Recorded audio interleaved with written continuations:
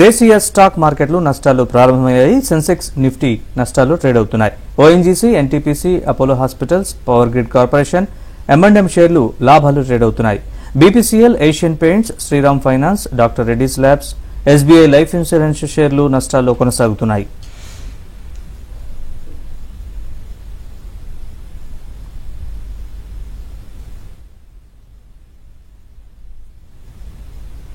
ఈ రోజు మార్కెట్స్ పై వారి విశ్లేషణ తెలియజేసేందుకు బిజినెస్ అనలిస్ట్ సుందరరాజ గారు లైవ్ లో సిద్ధంగా ఉన్నారు. Good morning sir.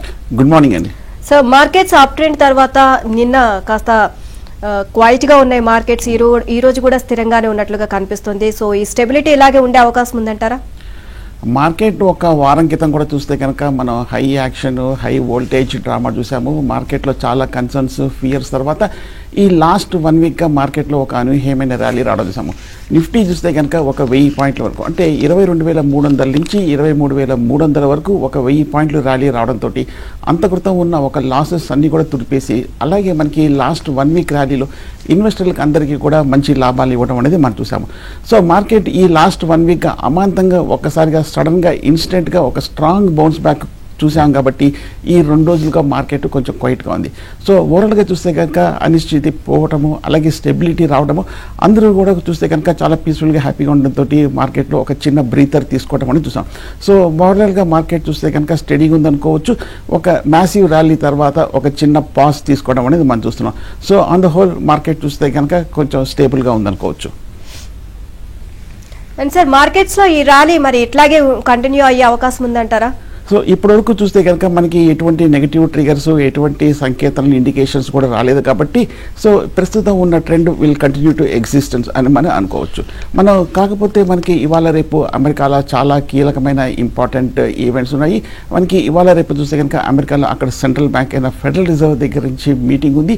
ఇవాళ రేపు చూస్తే కనుక కీలకమైన మీటింగ్ తర్వాత రేపు మనకి రాత్రి 11:30 తర్వాత వాళ్ళ వడ్డీ రేట్ల మీద నిర్ణయం తీసుకునే అవకాశం ఉంది. అలాగే ఒకసారి మనం గమనిస్తే కనుక రేపు అమెరికాలో కూడా కీలకమైన CPI, consumer price index, inflation, ద్రవ్యోల్బణం డేటా కూడా రేపు రాబోతోంది.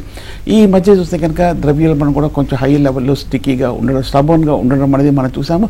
సో కాబట్టి రేపు వచ్చే డేటా ఏమాత్రం కొంచెం తగ్గితే కనుక మార్కెట్కి కొంచెం ఉరటగా ఉంటుంది. అలాగే రేపు కనుక అమెరికాలో ఇన్ఫ్లేషన్ డేటా చూస్తే కనుక అనుకున్న దానికన్నా, అంటే ఎక్స్పెక్ట్ చేసిన దానికన్నా కొంచెం తక్కువగా రావటము, కొంచెం బెటర్గా ఉంటే మటుకు సెప్టెంబర్, అక్టోబర్, నవంబర్లో మనకి అమెరికాలో వడ్డీ రేట్లు మనకి కట్ చేయటం అనేది ఎక్స్పెక్ట్ చేయొచ్చు. రేపు కనుక అమెరికాలో కనుక వడ్డీ ఇన్ఫ్లేషన్ కనుక ద్రవ్యోల్బణం హైలోనే ఉందంటే కనుక మనకి అమెరికాలో మనకి వడ్డీ రేట్లు ఇమీడియట్గా సెప్టెంబర్లో కూడా తగ్గించకపోవచ్చు అని ఒక అనుమానాలు కూడా ఉంటాయి. సో ఆన్ ద హోల్ మనం మార్కెట్ చూస్తే కనుక రేపు ఎల్లుండి ఒక వచ్చే మేజర్ ఈవెంట్ కోసము మార్కెట్ ప్రస్తుతం కొంచెం క్వైట్గా కామ్గా ఉందనుకోవచ్చు.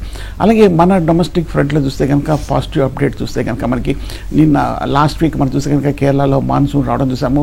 ఈ ఏడాది చూస్తే కనుక మాన్సూన్ మనకి ఋతుపవనాలు బాగా పాజిటివ్గా ఉంటుందని, వర్షాలు కూడా బాగుంటుందని ఒక అంచనా రావడం కూడా చూసాము.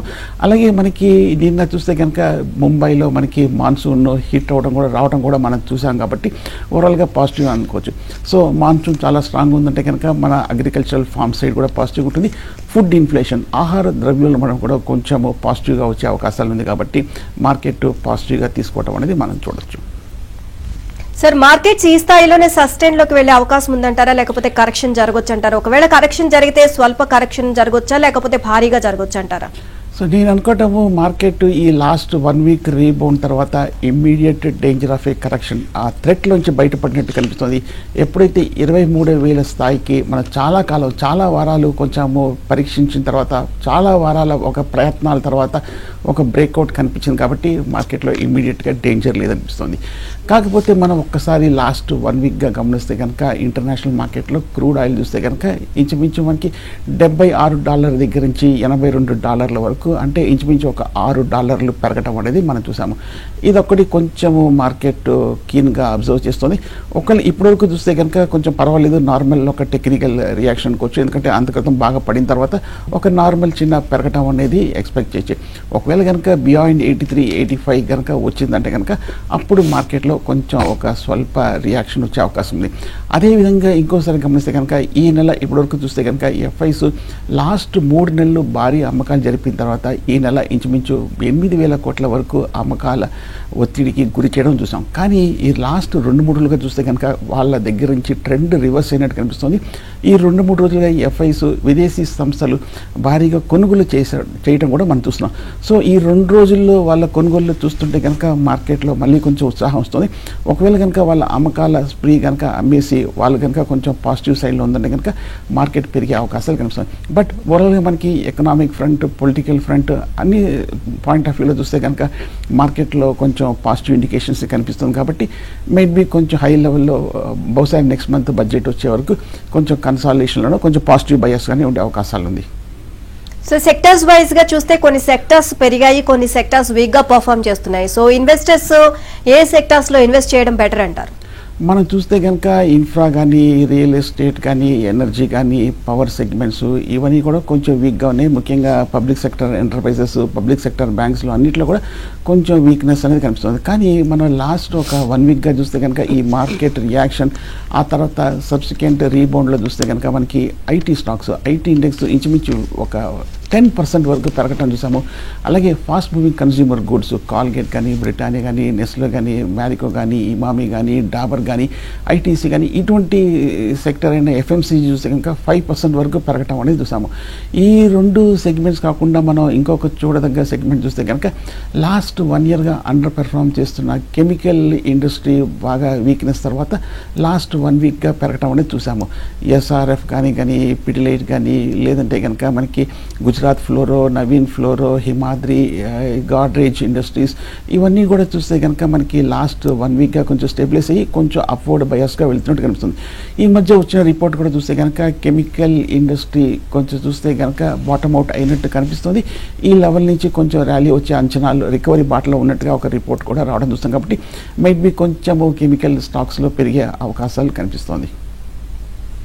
అండ్ సార్ మార్కెట్లో అడ్డంకి అనేది ఎక్కడ ఉంది సార్?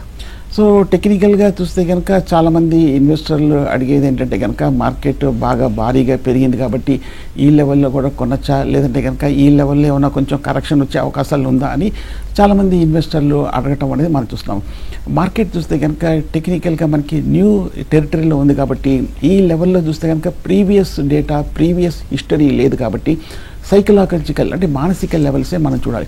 సో ప్రస్తుతం 23,300 స్థాయిలో ఉంది కాబట్టి నేను అనుకోవటము 23,500 నెక్స్ట్ ఒక సైకలాజికల్ లెవెల్ కాబట్టి ఇక్కడ అలాగే బిలో చూస్తే కనుక 23,000 దగ్గర సపోర్ట్ ఉంది. ఎందుకంటే మొన్నటి వరకు చూస్తే కనుక ఈ 23 అనేది ఒక మేజర్ అడ్డంకంగా ఉండేది. ఆ లెవెల్ దాటింది కాబట్టి టెక్నికల్ థియరీ ప్రకారము ఈ రెసిస్టెన్స్ అనేది ఇప్పుడు సపోర్ట్ అవుతుంది. ఒకవేళ కనుక మార్కెట్ ఏదైనా కొంచెం అనుకోని ఎక్స్పెక్టెడ్ తీరులో రేపటి నుండి ఫెడరల్ రిజర్వ్ దగ్గర నుంచి నాకు కొంచెం నెగిటివ్ కామెంట్స్ రావడము అటువంటి ఏదైనా జరిగి 23,000 కీలకమైన మద్దతు లెవెల్ బ్రేక్ అయ్యి దాని కింద క్లోజ్ అవుతాని షార్ట్ టర్మ్లో ఇన్వెస్టర్లు కొంచెం అప్రమత్తంగా ఉండాలి. ఒకవేళ 23 లెవెల్స్ కనుక సపోర్ట్ లెవెల్స్ బ్రేక్ అవుతాయి అప్పుడు ఇన్వెస్టర్లు బయ్యింగ్ అనేది కొంచెం వెయిట్ చేయడం అనేది మంచిది, కొంచెం న్యూట్రల్ స్టాన్స్ తీసుకోవటం మంచిది. కాబట్టి 23,000 అనేది కీలకమైన సపోర్ట్గా టెక్నికల్గా మనం భావించవచ్చు. సార్ ఈ వారంలో ఐపీఎస్ ఏమైనా ఉన్నాయా సార్? ఈ వారం చూస్తే కనుక మనకి 3 ఐపీఓలు ఉన్నాయి. 3 కూడా చూస్తే కనుక కొంచెం small segment, medium and small సెగ్మెంట్లోంచి వచ్చింది అనుకోవచ్చు. ఒక కంపెనీ 90 రూపాయలు వస్తుంది, ఇంకో కంపెనీ కూడా 90 రూపాయలు వస్తుంది, ఇంకో కంపెనీ చూస్తే కనుక 70 రూపాయల్లో ఉంది. కానీ ఈ 3 కంపెనీసే మనకి రానున్న 1 వీక్లో మనకి ఐపీఓస్ మార్కెట్లోకి, ప్రైమరీ మార్కెట్లో రాబోతుంది. కానీ ఈ మధ్య చూస్తే కనుక మనం లాస్ట్ 1 మంత్గా మార్కెట్ పీక్లో ఉండిన తర్వాత ఐపీఓలో పెద్ద ఫోకస్ ఏం కనిపించలేదు. ఇన్వెస్టర్ ఫ్యాన్సీ కానీ ఇన్వెస్టర్ అటెన్షన్ అనేది ఐపీఓస్లో కొంచెం తగ్గినట్టు కనిపిస్తుంది. కానీ అదేవిధంగా లాస్ట్ ఒక 1 మంత్గా చూస్తే కనుక మనకి ఐపీఓలో ఎవరైతే ఇన్వెస్ట్ చేశారో వాళ్ళ రిటర్న్స్ అన్ని కూడా చూస్తే కనుక పర్వాలేదు, రీజనబుల్గా కొంచెం ప్రాఫిట్స్లో ఉందనుకోవచ్చు. అంతక్రితం చూస్తే కనుక ఐపీఓస్లో ఆల్మోస్ట్ 50% వరకు లాసెస్ తర్వాత లాస్ట్ 1 మంత్గా లిస్టింగ్ చూస్తే కనుక పోస్ట్ లిస్టింగ్ రిటర్న్స్ చూస్తే కనుక కొంచెం పాజిటివ్గానే వస్తుంది. బట్ ఏదైనప్పటికీ కొంచెం ఐపీఓల మటుకు కొంచెం క్వైట్గా ఉందనుకోవచ్చు. చిన్న కంపెనీస్ మటుకు ఐపీఓలోకి ఈ వారం ఒక 3 కంపెనీలు వస్తున్నాయి. అండ్ సార్ ఈ రోజే మన ఇంపార్టెంట్ కంపెనీస్ రిజల్ట్స్ ఉన్నాయా సార్? రిజల్ట్ సీజన్ అంతా అయిపోయిందండి. మనం చూస్తే కనుక లాస్ట్ ఒక 1 మంత్గా రిజల్ట్స్ అన్నీ కూడా రావడం అయిపోయింది. రిజల్ట్స్ కూడా చూస్తే కనుక ఫ్రంట్ లైన్ కంపెనీస్ చూస్తే కనుక మనకి నిఫ్టీ 50లో చూస్తే కనుక 25% of the companies above expected results రావడంతో ముఖ్యంగా front line market leaders heavy weights చాలా పాజిటివ్గా రావడంతో మార్కెట్ని లీడ్ చేసింది అనుకోవచ్చు. కానీ ఓవరాల్గా చూస్తే కనుక 4000 కంపెనీస్లో చూస్తే కనుక ఇంచుమించు 1800 కంపెనీస్ వరకు కొంచెం రిజల్ట్స్ బిలో ఎక్స్పెక్టేషన్స్ రావడం, అంటే ఒక 40 to 45% కంపెనీసే మనకి ఈ ఫోర్త్ క్వార్టర్ రిజల్ట్స్ కొంచెం డిసప్పాయింట్ చేసింది అనుకోవచ్చు. ఒక 50 to 60% ఆఫ్ ది కంపెనీస్ కొంచెం డిసప్పాయింట్ చేసింది అనుకోవచ్చు. సో ఫస్ట్ టైం మనకి ఆల్మోస్ట్ 6 త్రైమాసిక ఫలితాల తర్వాత 6 క్వార్టర్స్ తర్వాత ఫస్ట్ టైం మనకి ఈ క్వార్టర్ రిజల్ట్స్ కంపెనీస్ దగ్గర నుంచి కొంచెం డిసప్పాయింట్ అవ్వడం చూసాం, అంటే స్లో డౌన్ అవ్వడం అనేది మనం చూసాం. కాబట్టి మనకి నెక్స్ట్ మంత్ నుంచి స్టార్ట్ అయ్యే రిజల్ట్స్ చాలా ఇంపార్టెంట్. ఫస్ట్ టైం కనుక మనకి ఈ రిజల్ట్స్ రావడం అనేది కొంచెం ఇండికేషన్ అనుకోవచ్చు. Second quarter subsequent consecutive quarters కనుక కొంచెం రిజల్ట్ అంత బాగాలేదంటే కొంచెం ఒక ఇండికేషన్ వచ్చింది అనుకోవచ్చు. సో కాబట్టి ఓవరాల్గా మనకి రిజల్ట్స్ అన్నీ అయిపోయింది. మనకి నెక్స్ట్ మంత్ జూలై 9, 12 మనకి TCS ఇన్ఫోసిస్ దగ్గర నుంచి మళ్ళీ రిజల్ట్ ఉంది. అప్పటి వరకు పెద్ద రిజల్ట్స్ ఏమీ లేవు. Right, thank you sir. ఈరోజు మార్కెట్స్ పై మీ విశ్లేషణ తెలియజేసినందుకు. Thank you. డెరివేటివ్స్ మార్కెట్ ని మరింత పటిష్టం చేయాలని మార్కెట్ నియంత్రణ మండలి సెబీ భావిస్తోంది. ఇందుకోసం డెరివేటివ్స్ సెగ్మెంట్ లో చేర్చే కంపెనీల షేర్ల అర్హతను మరింత కట్టుదిట్టం చేసేందుకు సిద్ధమవుతోంది. దీనికి సంబంధించి ఒక చర్చాపత్రాన్ని విడుదల చేసింది. మదుపర్లు, మార్కెట్ నిపుణులు ఈ చర్చాపత్రంపై తమ అభిప్రాయాలు, సూచనలు ఈ నెల 19 లోపు తెలియజేయాలని కోరింది. ఫ్యూచర్ అండ్ ఆప్షన్స్ F&Oలో పెద్దగా ట్రేడ్ కాని అలాటప్పా కంపెనీల షేర్లను తొలగించడం కూడా ఈ చర్చా పత్రం ప్రధాన లక్ష్యమని భావిస్తున్నారు. క్యాష్ సెగ్మెంట్ లో పెద్దగా ట్రేడ్ కాని కంపెనీల షేర్లు కూడా ప్రస్తుతం F&O జాబితాలో ఉన్నాయి. ఇలాంటి షేర్ల ట్రేడింగ్ లో అక్రమాలకు అవకాశం ఉన్నందున వీలైనంత త్వరగా వాటికి చెక్ పెట్టాలని సెబీ భావిస్తోంది. క్యాష్ సెగ్మెంట్ లో ట్రేడ్ అయ్యే కంపెనీ షేర్ల పరిమాణం, షేర్ల లభ్యత, మార్కెట్లో ఆ కంపెనీ షేర్ల టర్నోవర్ ఆధారంగా వాటికి F&Oలో చోటు కల్పించాలని సెబీ యోచిస్తోంది.